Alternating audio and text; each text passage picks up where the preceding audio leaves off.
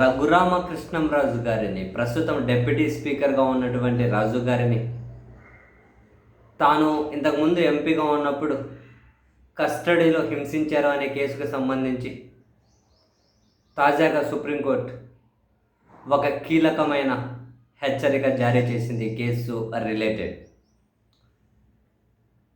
మామూలుగా ఈ కేసులో మరి ఎవరి పాత్ర ఉంది ఏంటి అన్నది మనకు తెలియదు. బట్ కొందరినైతే చాలా గట్టిగానే టార్గెట్ చేయాలి.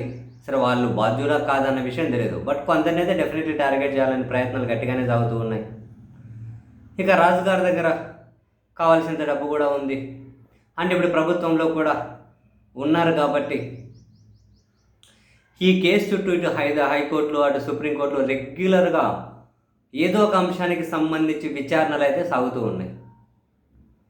మామూలుగా అప్పుడు గుంటూరు జీజీహెచ్ సూపరింటెండెంట్గా ఉన్నటువంటి ప్రభావతి గారిని అరెస్ట్ చేయాలి అని పోలీసులు ప్రయత్నాలు చేస్తే ఆ మేడం హైకోర్టుకి వెళ్ళినా కూడా అరెస్ట్ నుంచి రక్షణ కల్పించలేదు. బట్ సుప్రీంకోర్టు అయితే అరెస్ట్ నుంచి రక్షణ కల్పించింది. ఈ క్రమంలో ఆమె మీద కొన్ని కంప్లైంట్స్ తోటి రఘురామకృష్ణరాజు గారు మళ్ళీ ఫిర్యాదు చేశారు.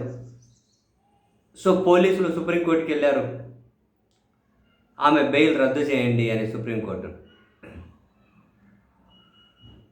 ప్రధానంగా విచారణకు సహకరించడం లేదు అని చెప్పి కూడా అయితే ఆమె మీద కంప్లైంట్స్ చేశారు. సో ఇంట్రెస్టింగ్గా సుప్రీంకోర్టు కూడా ఇలాంటివి రిపీట్ అయితే బెయిల్ రద్దు చేస్తాము అని వార్నింగ్ ఇచ్చారు. ఇంట్రెస్టింగ్. ఈ నెల 7, 8వ తేదీలో పోలీసులు రమ్మని చెబుతూ ఉన్నారు, మీరు వెళ్ళాలి, లేదు అంటే మాత్రం బెయిల్ రద్దు చేస్తాము అని చెప్పి ఒక సీరియస్ వార్నింగ్ ఇచ్చింది సుప్రీంకోర్టు.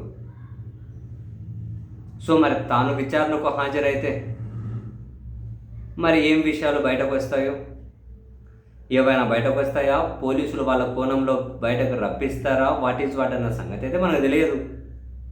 ఆమె విచారణకు వెళ్ళొచ్చిన తర్వాత ఈ కేసులో ఎలాంటి కీ అప్డేట్స్ ఉంటాయి అన్నది ఇంట్రెస్టింగ్ టు వాచ్.